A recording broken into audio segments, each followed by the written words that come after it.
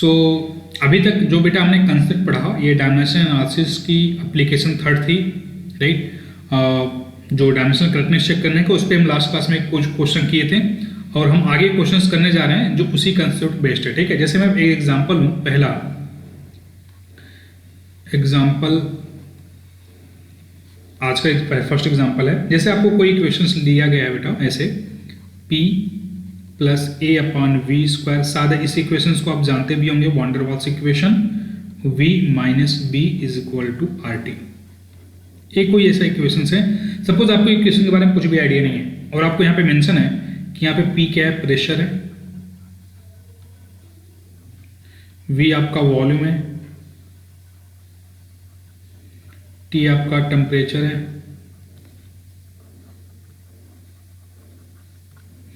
R आपका universal gas constant है, ठीक है। और आपसे पूछा गया बेटा कि what is the dimensions of A and B, what is the dimensions of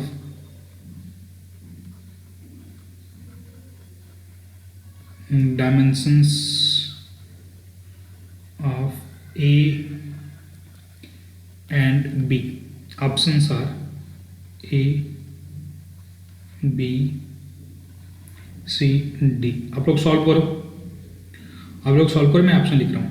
options, पहला ऑप्शन से बेटा M L cube T0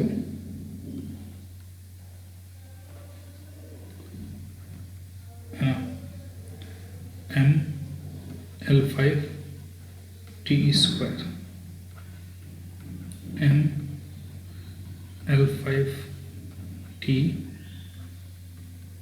M0 L cube T0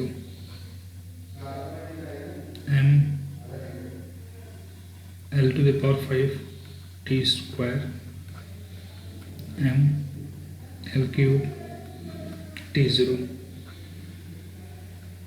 M L5 T square M0 L cube and T0. Tell me which one is the correct?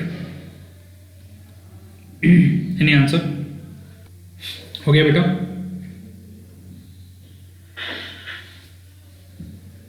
Tell me which is the correct option. अगर आप किसी दो physical quantity को add कर रहे हो तो दोनों फिजिकल क्वांटिटी सेम है ना, डायमेंशंस को प्रूफ करनी चाहिए क्योंकि आप उनको सेम क्वांटिटी होनी चाहिए। अगर आप फोर्स है तो फोर्स को ही फोर्स में ऐड कर सकते हो, फोर्स को आप मास में ऐड नहीं कर सकते हो, फोर्स को फोर्स में ही ऐड किया जा सकता है। सिमिलरली अगर यहाँ पे देखो ये प्रेशर बेटा और ए अपॉन वी स्क्वायर है तो ए अपॉन वी स्क्वायर का डायमेंशन वही होगा जो किसका डायमेंशन होगा, प्रेशर का डायमेंशन होगा। सिमिलरली यहाँ पे v का वही डायमेंशन होगा जो किसका डायमेंशन होगा बेटा, b का डायमेंशन होगा। तो इसका मतलब b का डायमेंशन किसका है, एग्जैक्टली आपको क्लियर दिख रहा होगा किसका है बेटा, वो वॉल्यूम है। तो b का डायमेंशन किसका है, वॉल्यूम का होगा, l क्यूब हो जाएगा ना। तो l क्यूब देखो तो वहां से आपको डायरेक्ट कई आंसर यहाँ पे गलत नजर आ जाएंगे। कौन कौन ऑप्शन गलत हो गया, ये तो l क्यूब ठीक है, ये भी l क्यूब ठीक है, ए ऑप्शन गलत हो गया, ठीक है। क्योंकि आपको सेकंड वाला आपका किसका है, वॉल्यूम का है ना, तो वॉल्यूम का डायमेंशन ये नहीं, तो ये गलत हो गया है ना। अब L क्यूब है तो देख रहे हो इसमें भी L क्यूब, इसमें भी L क्यूब है, बट इसमें M भी आ गया, देखो M पावर 1 है ना, तो ये भी आपका रॉन्ग हो गया क्योंकि उसका डायमेंशन डायरेक्टली सिर्फ L क्यूब होना चाहिए, ठीक है। तो आप यहाँ से पहले सॉल्व कर लेते हैं। तो आप क्या करोगे बेटा, जो डायमेंशन ऑफ P होगा वही dimension of A upon V square का होगा। तो यहाँ पे A का डायमेंशन कितना जाएगा बेटा, A का dimension is equal to dimension of P into dimension of V square. तो डायमेंशन ऑफ P प्रेशर क्या होता है, फोर्स अपॉन एरिया, तो इसको लिख सकते हो dimensions of force upon dimensions of area into dimensions of volume cube है, सॉरी वॉल्यूम स्क्वायर है। तो फोर्स का क्या होता है बेटा, M L square, sorry M L T minus 2। Force का डायमेंशन क्या हो गया, M L T minus 2 upon area कितना हो गया बेटा, एल स्क्वायर इंटू वॉल्यूम का क्यूब, वॉल्यूम का एल क्यूब है तो वॉल्यूम का यहाँ पे स्क्वायर है तो एल पावर 6 हो गया। तो देखो यहाँ पे एल एक एन है, यहाँ पे 6 है, नीचे स्क्वायर है तो 5 आ जाएगा, ठीक है, एल पावर 5 हो जाएगा। M L power 5 T minus 2 A का हो गया बेटा। तो देख ए का कौन हो गया, ए का इसमें से कौन है, तो आपको एक ही लग रहा था, यही आपका ए रॉन्ग हो गया, ए करेक्ट हो गया। अगर ऑप्शन वाइज करना चाहें तो आपको इतना ही करना है, ठीक है। बट अगर आप बी का भी कैलकुलेट करना चाहते हैं तो अपने नोटबुक में लिख लो उसको भी, है। Dimensions of B will be equal to dimensions of B which is equal to m0 l³ t0। So your option finally correct is C. Okay, got it. अब यहाँ पे कुछ और कॉन्सेप्ट हैं जो आपको नोट करने हैं बेटा, जो सबसे इंपॉर्टेंट है, कभी एग्जाम में जिससे क्वेश्चन आते हैं उसके बारे में बात करेंगे थोड़ा सा। देख, आपके पास जैसे कोई ट्रिग्नोमेट्रिक फंक्शन हो या फिर लॉगरिथमिक फंक्शन हो या फिर एक्सपोनेंशियल फंक्शन हो, है। ट्रिग्नोमेट्रिक कोई फंक्शन है,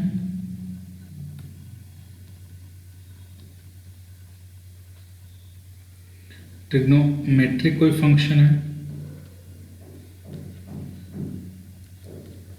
या लॉग फंक्शन है या एक्सपोनेंशियल फंक्शन है।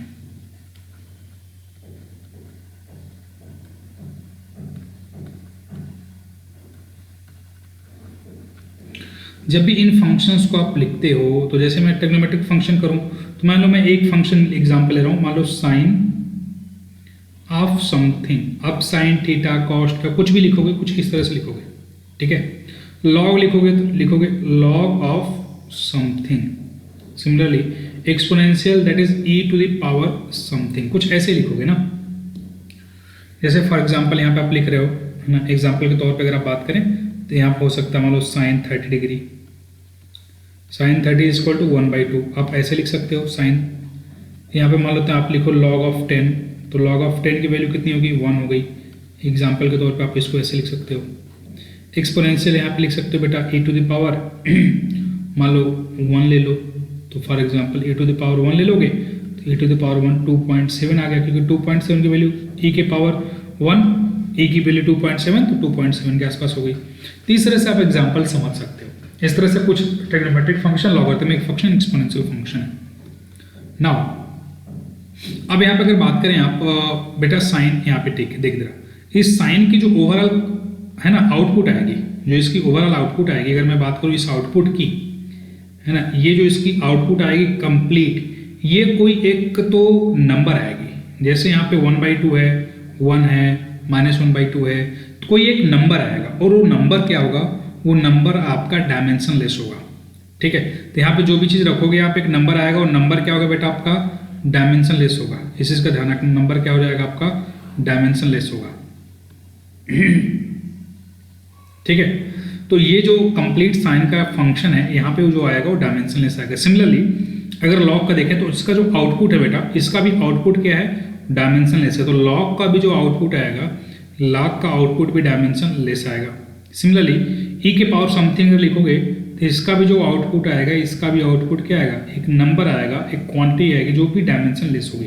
2.7 डायमेंशन लेस है, 1 डायमेंशन लेस है, कोई भी नंबर है, कोई भी चीज़ क्या होती है डायमेंशन लेस। इसका मतलब क्या हो गया बेटा, जो इसका आउटपुट है वो क्या है, डायमेंशन लेस है, डायमेंशन लेस। तो इसकी भी आउटपुट डायमेंशन लेस है, लॉग की भी आउटपुट डायमेंशन लेस है, और आपकी एक्सपोनेंशियल की भी जो आपकी आउटपुट है वो भी क्या है बेटा, वो भी डायमेंशन लेस है। आप इस तरह समझ सकते हो। ये सारी पॉइंट्स क्लियर है सबको? इसमें कोई डाउट है बेटा, किसी को बोल, अगर किसी को कोई डाउट है तो बोलो। No sir. ये आउटपुट डायमेंशन लेस। अब बात करते हैं इनपुट की। अब इनकी इनपुट की बात करते, देख बेटा, जब इनपुट अगर बात करेगा तो देख यहाँ पे जो इनपुट है क्या है, अगर ध्यान से यहाँ पे इनपुट ये एंगल है, ये इनपुट एक एंगल है, यहाँ पे इनपुट एक कोई डिजिट आएगी, कोई नंबर आएगा, और यहाँ पे जो इनपुट पावर में है ये भी एक नंबर आता है, डिजिट आता है, नंबर है डिजिट कोई भी आएगा, है ना, क्योंकि e के पावर समथिंग कोई वेरिएबल नहीं हो सकता है, उसकी वैल्यू वेरी कर सकती है, बट इन जनरल जैसे e के पावर x आप लिखते हो ना, तो e के पावर x की वैल्यू 0 1 2 3 कुछ ऐसे होती है। तो जब यहाँ पे फाइनल वैल्यू रखते हो तो ये जो x आएगा एक नंबर है, डिजिट आता है, ठीक है। क्योंकि ई तभी डिफाइन हो पाएगा जब उसकी कुछ वैल्यू आपको पता होगी एक्स की। अगर एक्स की कोई वैल्यू पता नहीं है तो आप ई के पावर एक्स वैल्यू नहीं कैलकुलेट कर सकते हो। इसका मतलब वहाँ पे एक डिजिट या नंबर होनी चाहिए। इसका मतलब क्या बेटा, देख एंगल भी डायमेंशनलेस है। एंगल आपको पता है, ऑलरेडी मैंने बता रखा है कि सप्लीमेंट्री क्वांटिटी आती है जो डायमेंशनलेस है। Number obviously dimensionless, digit obviously dimensionless है। तो ये सारे क्या है, डायमेंशनलेस। इसका मतलब क्या हो गया, जो इनका इनपुट है, इनका इनपुट की बात करें तो जैसे आपकी इनपुट क्या होगी, 1 सेकंड बेटा होल्ड ऑन। इसका जैसे input let me change the colour. जो इनका इनपुट है, इनपुट आपका क्या आ जाएगा, डायमेंशनलेस, चाहे किसी का भी हो, चाहे आप ट्रिग्नोमेट्रिक फंक्शन का ले लो या लॉगरिथमिक फंक्शन का ले लो या फिर आप एक्सपोनेंशियल फंक्शन ले लो। ठीक है, तो जो ये वैल्यू है बेटा या फिर ये वैल्यू है या फिर ये वैल्यू जो आपकी इनपुट है, ये इनपुट भी क्या है, ये भी डायमेंशनलेस है।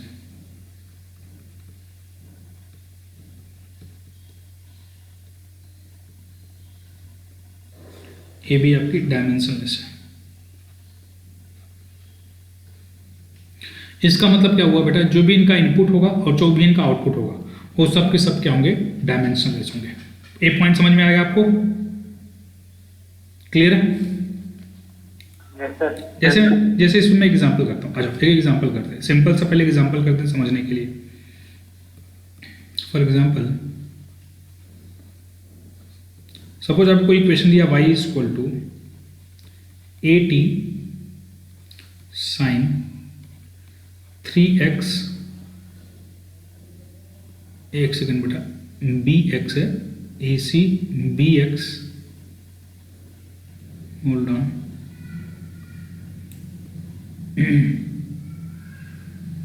Okay, sine bx plus ct cube.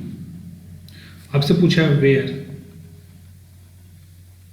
y and x are displacement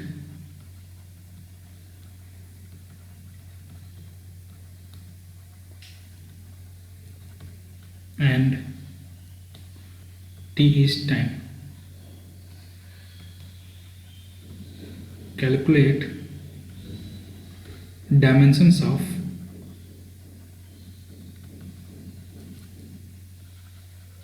A and B. Calculate dimensions of A and B. ठीक है, आ जाओ देखते हैं कैसे करोगे, बताओ बेटा। अब जरा समझेंगे इसमें पहले आप देखेंगे, अगर इक्वेशन लिखे हैं तो y इज इक्वल टू है AT sine bx plus ct cube. अब इस इक्वेशन को ध्यान से अगर देखेंगे तो आपको समझ में आएगा बेटा कि जो इक्वेशन में आपका एक तो इतना साइन फंक्शन हो गया, ये कंप्लीट देखो क्या है, ये साइन फंक्शन है। तो जो साइन फंक्शन होता है ये क्या है, डायमेंशनलेस है। अभी साइन फंक्शन के अंदर अगर फिर से देखो तो जो इसका इनपुट है दैट मीन्स ये वाला पार्ट भी डायमेंशनलेस है। तो अगर आप देखोगे तो ये भी डायमेंशनलेस है और आपका जो ये ओवरऑल पूरी साइन फंक्शन है ये भी क्या डायमेंशनलेस है। तो अगर ये इक्वेशन डायमेंशनली करेक्ट है तो प्रिंसिपल ऑफ होमोजेनिटी को फॉलो करेगा, है ना। तो हम यहाँ पे लिखेंगे as per principle of homogeneity, as per principle of homogeneity बेटा dimensions of y that will be equal to dimensions of AT sin bx plus ct cube. ठीक है, अब अगर यहाँ पे ध्यान से देखो तो आपका ये जो है डायमेंशनलेस है, ये उतना पार्ट क्या है, डायमेंशनलेस है। ये आपका डायमेंशनलेस है क्योंकि यहाँ पे देखो ये डायमेंशनलेस है, तो इसको आप लीव कर दो। इसका मतलब dimensions of y is equal to dimensions of a into T, that is dimensions of a is equal to dimensions of y upon dimensions of t। तो y का डायमेंशन कितना बेटा, डिस्प्लेसमेंट है l हो गया, t के power -1 कितना हो गया, lt -1, आंसर हो गया y a का डायमेंशन। क्लियर है, बात सुन लीजिए बेटा। yes, देख अगेन अगर इनकी बात करो आप अब यहाँ पे एक चीज आप ये भी बोल सकते हो कि जो आपकी अंदर की क्वांटिटी है bx प्लस ct स्क्वायर भी डायमेंशनलेस है। इसका मतलब क्या हो गया बेटा यहाँ पे कि bx plus ct square ct cube, अगर इनकी बात करें तो क्या है, डायमेंशनलेस है। ये क्या है, डायमेंशनलेस है। अगर ये डायमेंशनलेस है तो यहाँ से भी बोल सकते हो इम्प्लाइज bx, ये भी डायमेंशनलेस हो गया, एंड एक सेकेंड, एंड आपका जो ये कौन है बेटा, सी टी क्यूब, ये भी आपका क्या आ जाएगा, डायमेंशनलेस आ गया।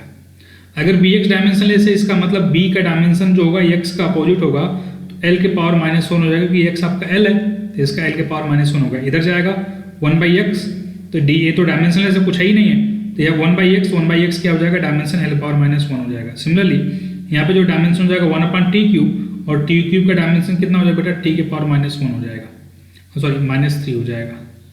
Getting everyone? Yes sir. या तो इस वे में बेटा आप इसके डायमेंशंस कैलकुलेट कर सकते हो, either it is for B और सी और फॉर ए। ठीक है, तो आपको थोड़ा सा ये जो कंसेप्ट मैंने अभी बताया आपको कि कोई भी अगर ट्रिग्नोमेट्रिक फंक्शन है या फिर लॉगरिथमिक फंक्शन है या फिर एक्सपोनेंशियल फंक्शन है, तो उनके जो डायमेंशंस हैं किस हिसाब से कैलकुलेट किए जाते हैं, उनकी ओवरऑल डायमेंशंस भी 0 होती है, and their inner input is also dimensionless. Okay, got it everyone? Yes sir. चलो इस पे बेस्ड अगर हम क्वेश्चंस करते हैं, उसके बाद will move it, right? So let me do one question based on that. Suppose we are having an exam equation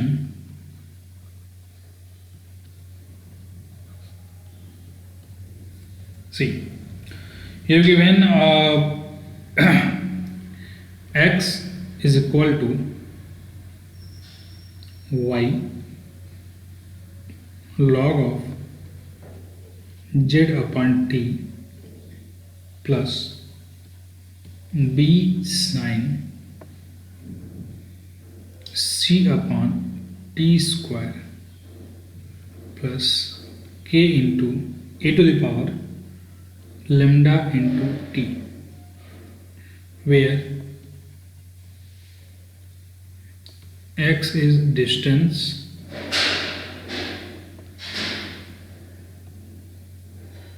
and t is the time. Calculate dimensions of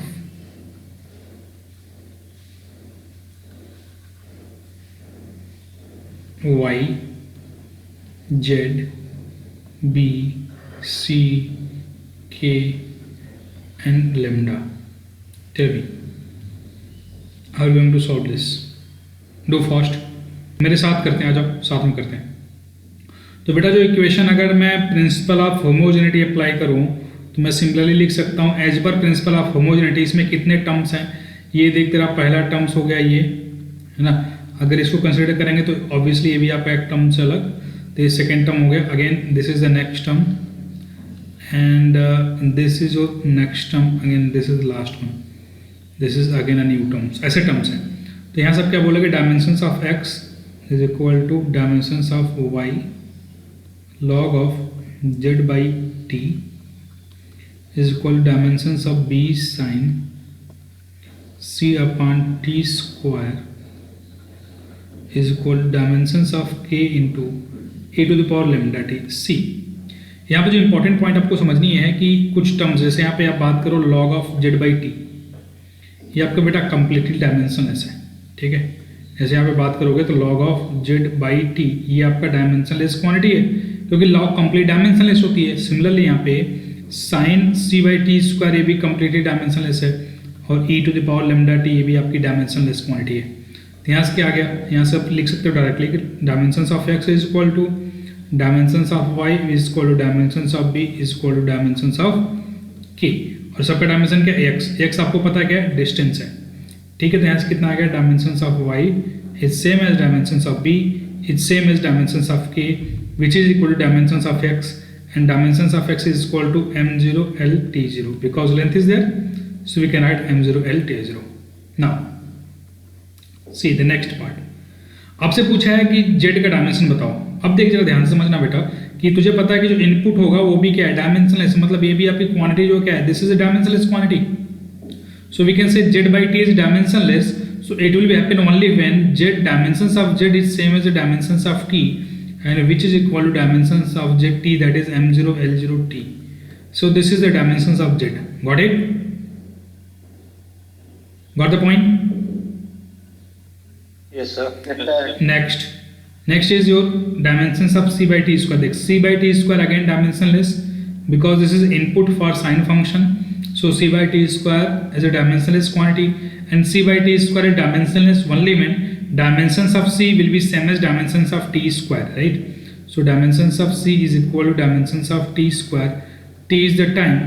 So for this dimensions will be m0 l0 t square. Now the next part is k lambda e to the power lambda t. Similarly, in same way, the lambda t will be dimensionless as well, right? So here dimensions of lambda must be equal to dimensions of 1 upon t similarly because 1 by t because this is my multiplied form, so it will come here, so it will be 1 by t.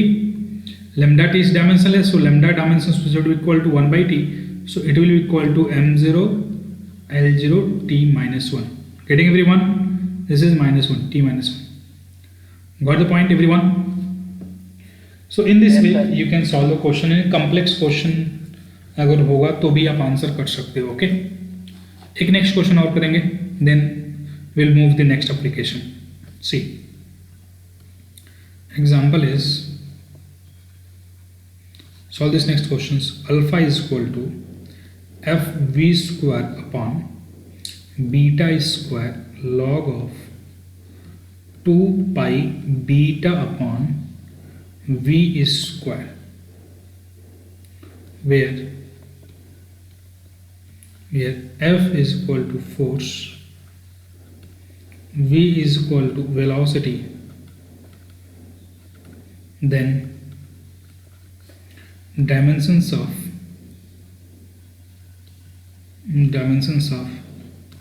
alpha and beta will be. Tell me, what will be dimensions of alpha and beta?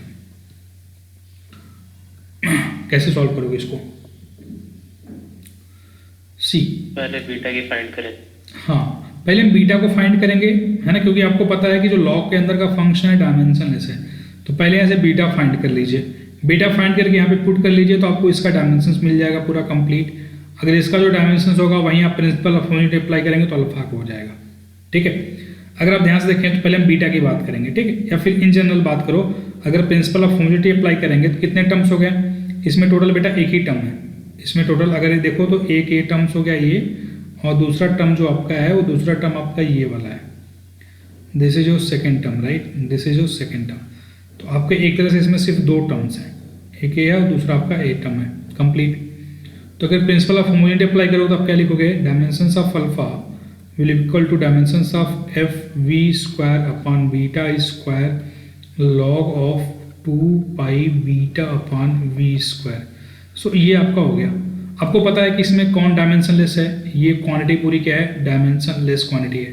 सो इसको आप क्या करोगे? यहाँ पे cancel कर दोगे क्योंकि dimensionless quantity है. सो इम्प्लाइज आप इसको क्या लिख सकते हो? Dimensions of alpha will be equal to dimensions of F V square upon beta square. अब यहाँ पे कंसर्न आपका है कि अगर आपको बीटा का डायमेंशंस मिल गया तो आपको अल्फा का डायमेंशंस मिल जाएगा, क्योंकि एफ ऑफ वेलोसिटी और फोर्स का डायमेंशन तो आपको पता है. तो बीटा का डायमेंशंस कहाँ से मिलेगा? ये वाले पार्ट से, बिकॉज लॉग का जो इनपुट होता है वो भी क्या होता है? डायमेंशनलेस क्वांटिटी होती है. तो आप यहाँ से लॉग के इनपुट को डायमेंशनलेस क्वांटिटी बोल दो. तो क्या बोलोगे? Since 2 pi beta upon V square is equal to dimensionless. इसका कोई डायमेंशन नहीं है. और यहाँ पे अगर ध्यान से देखोगे तो 2 पाई भी क्वांटिटी है, कांस्टेंट, इसका भी कोई डायमेंशन नहीं है. तो यहाँ से क्या आ गया? अगर ये ट्रू है, अगर कंप्लीट डायमेंशनलेस है, इसका मतलब बीटा का डायमेंशन वही होना चाहिए जो वी स्क्वायर का होना चाहिए, तभी कैंसिल आउट करेगा. तो यहाँ से हो गया कि बीटा का डायमेंशन जो होना चाहिए वी स्क्वायर के बराबर होना चाहिए. दैट मीन्स वी स्क्वायर का डायमेंशन एल टी माइनस 1, तो उसका स्क्वायर कर दो, एल स्क्वायर टी माइनस 2 आ गया. तो आपको बीटा का डायमेंशन यहाँ से मिल गया. अब ये डायमेंशन यहाँ पुट कर दो, तो मतलब अल्फा का डायमेंशन क्या हो जाएगा? फोर्स का dimension M L T minus 2, beta के स्क्वायर मतलब वी के स्क्वायर के डायमेंशन कितना हो जाएगा बेटा? बी स्क्वायर के डायमेंशन कितना हो जाएगा? बोलना जरा. ये हो जाएगा एल स्क्वायर टी माइनस 2, और यहाँ पे कितना है? बीटा का स्क्वायर है, मतलब क्या हो जाएगा? एल के पावर 4 एंड टी के पावर -4, राइट. सो अब क्या होगा बेटा? देख, एम हो गया तेरा। उसके बाद L यहाँ पे है 1, यहाँ पे क्यूब, यहाँ पे 4 है तो ऊपर जाएगा कितना हो जाएगा -1 हो जाएगा, 1 2 3 नीचे 4 तो 3/4 -1 हो जाएगा, ऊपर जाएगा तो -2 -2 -4 -4 cancel out, it will be 0. So this will be dimensions of alpha. Got the point, everyone? So this is dimensions of alpha and this is dimensions of beta. So here I am ending here the concept, this one third one which is the based on principle of homogeneity. और यहाँ से questions आते हैं, यहाँ से question आते हैं और बहुत स्ट्रेट होते हैं. अगर आपको समझ में आ गया तो बहुत आसान होता है बेटा, ठीक है. So be prepare with this. So next हम बात करने जा रहे हैं अभी the third one, last application which is to establish the new relation. उसको भी हम बहुत ब्रीफली देखेंगे. Then will end up this dimension analysis and we start with the new topic, new concept which is error. Okay, so any doubt is there, you can ask me, anyone, any doubt? No, sir. Yeah, okay, good.